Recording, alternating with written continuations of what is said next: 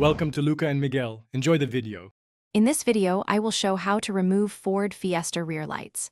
Start by opening the boot and removing the small access panel behind the light cluster.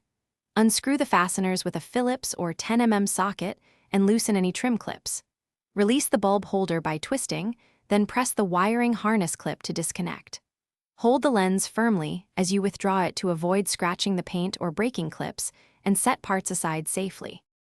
Begin by supporting the rear light with one hand and removing the last fastener slowly.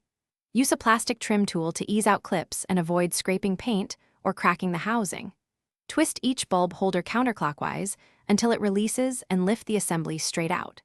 Keep small screws and bulbs in a labeled container so nothing gets lost.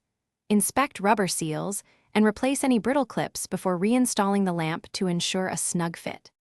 If screws are corroded, spray penetrating oil and wait a few minutes before attempting removal to prevent stripping.